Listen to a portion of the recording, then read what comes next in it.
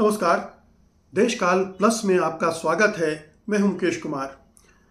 दोस्तों, क्रिकेट को gentleman's game कहा जाता है, भद्र पुरुषों का खेल कहा जाता है। लेकिन ये कितनी दुर्भाग्य की बात है कि भद्र पुरुषों के इस खेल को हिंसा, नफरत में डुबो दिया जा रहा है। उसकी खेल भावना को खत्म किया जा रहा है और एक तरह से प्रॉक्सी वार का मैदान बनाया जा रहा है। क्रिकेट को हथियार बनाया जा रहा है। अब 21 सितंबर का मैच देखिए आप। इस मैच में जिस तरह की हरकतें हुई हैं वो बड़े दुखद भी हैं, शर्मनाक भी हैं और इस तरफ भी इशारा करती है कि जो राजनीति है वो किस तरह से खेलों को गंदला कर रही है, उन्हें जहरीला बना रही है। इस मैच के दौरान साहिबजादा फरहान खिलाड़ी हैं पाकिस्तान के, बहुत अच्छा खेले। उन्होंने हाफ सेंचुरी भी बनाई, लेकिन हाफ सेंचुरी बनाने के बाद उन्होंने AK-47 से जिस तरह से फायरिंग की जाती है वो करके इशारा किया, जो कि खेल भावना के सरासर खिलाफ है। खेल के मैदान में गन कहाँ से आ गई? ये एक तरह से कहा जा रहा है कि पाकिस्तान के अंदर जो एक जिहादी मानसिकता है उसका प्रदर्शन था। जो युद्ध की मानसिकता से ग्रस्त समाज है ये उसका प्रदर्शन था। इसी तरह से एक और घटना हुई, एक और हरकत हुई जिसमें जो हारिस रऊफ थे पाकिस्तान के खिलाड़ी, जब उनको पीछे से दर्शकों की तरफ से हूट किया जा रहा था और उन्हें कोहली ने जिस तरह से एक पहले उनकी गेंदों की पिटाई की थी, उसका बार बार उनको खोंचा जा रहा था, टीज किया जा रहा था, तब उन्होंने जवाब में भारतीय विमानों के गिरने का संकेत करते हुए बताया कि 6 विमान पाकिस्तान ने भारत के गिराए थे ऑपरेशन सिंदूर के दौरान।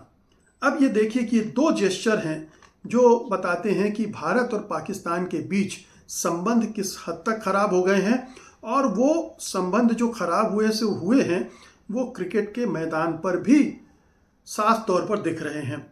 लेकिन पाकिस्तानी खिलाड़ियों को इसके लिए दोष देने के साथ साथ आप भारतीय खिलाड़ियों और भारत को दोष मुक्त नहीं कर सकते हैं, क्योंकि इसकी शुरुआत तो 14 सितंबर वाले मैच में ही हो गई थी, जब टॉस के दौरान और अंत में भी दोनों देशों के कप्तानों ने हाथ नहीं मिलाए थे, उनके खिलाड़ी आपस में मिले नहीं थे। तो वहाँ पर जो भारत की तरफ से पहल हुई थी वहाँ से नफरत की शुरुआत हो गई थी। नफरत की शुरुआत तो उसके बहुत पहले से हो गई थी, क्योंकि जिस तरह से कैंपेन चलाई जा रही थी कि भारत को पाकिस्तान के साथ मैच नहीं खेलना चाहिए, बॉयकॉट कीजिए, इस मैच को देखिए ही मत, और सरकार ने बड़ी चतुराई से, बड़ी धूर्तता से ये कहा कि जहाँ पर बहुदेशीय कोई प्रतिस्पर्धा होती है तो उसमें हमें हिस्सा लेना पड़ता है, हम बाइलेटरल मैच नहीं खेलेंगे। तो उसने अपने हिसाब से एक सुविधाजनक स्थिति निकाली। लेकिन ये निश्चित रूप से ये फैसला कप्तान सूर्य कुमार यादव का नहीं रहा होगा कि हाथ नहीं मिलाएंगे। ये मैनेजमेंट का रहा होगा, टीम मैनेजमेंट का रहा होगा, और गौतम गंभीर भी उसमें शामिल हो रहे होंगे। गौतम गंभीर आप जानते हैं कि बीजेपी के सांसद रह चुके हैं, बीजेपी की मानसिकता से ग्रस्त हैं, युद्ध की मानसिकता से ग्रस्त हैं, पाकिस्तान विरोधी मानसिकता से ग्रस्त हैं, मुस्लिम विरोधी मानसिकता से ग्रस्त हैं। तो ये भारतीय टीम को इस तरह से मैदान के अंदर बिहेव करने की प्रेरणा कहाँ से आई, निर्देश कहाँ से आए? जाहिर है कि टीम मैनेजमेंट से, और हो सकता है कि होम मिनिस्ट्री से आए हों कि हम ऐसा करेंगे, एक संदेश देंगे। और ये पूरी भारतीय राजनीति के लिए है, इसका खेल से या किसी और चीज़ से संबंध नहीं है। ये डोमेस्टिक ऑडियंस को खुश करने के लिए है, जो भारतीय जनता पार्टी या मोदी सरकार के समर्थक हैं उनको खुश करने के लिए है। और इसी का एक अगला कदम यादव ने फिर किया चुनाव, माफ़ कीजिएगा, मैच के बाद उन्होंने कहा कि ये पहलगाम हमले में मारे गए लोगों को जीत समर्पित है। उन्होंने मैच की जीत को उस आतंकवादी घटना से जोड़ दिया और इस तरह से वो लगातार एक के बाद एक चीज़ें जुड़ती गई और ऑपरेशन सिंदूर तक वो पहुंच गई। तो ये पूरा जो माहौल है आप देखिए कि कितना घृणास्पद है कि जिसमें खिलाड़ियों का इस्तेमाल इस तरह से किया जा रहा है। जो पाकिस्तानी खिलाड़ियों ने किया उसमें कुछ चीज़ें स्वतः स्फूर्त हो सकती हैं और कुछ हो सकता है कि उनके मैनेजमेंट ने भी कहा हो कि आप भी ऐसे जेस्चर मैदान में दो जिससे लगे कि आप पाकिस्तानी हो और भारत के खिलाफ खेल रहे हो और ये जंग का मैदान है। यहाँ जो तुम्हारे साथ पिछले मैच में हुआ उसका बदला तुम्हें इस मैच में लेना है। तो ये खतरनाक खेल चल रहा है। एक मोहरा आपने चला, दूसरे ने दूसरा मोहरा चला और ये पूरे खेल के माहौल को गंदलाने का एक सिलसिला शुरू हो गया। जाहिर है कि ये खेल भावना के सरासर विपरीत है, क्योंकि जो स्पिरिट ऑफ क्रिकेट है वो एमसीसी के नियमों पर आधारित है, जिसमें सम्मान, निष्पक्षता और मैत्री सबसे ऊपर है।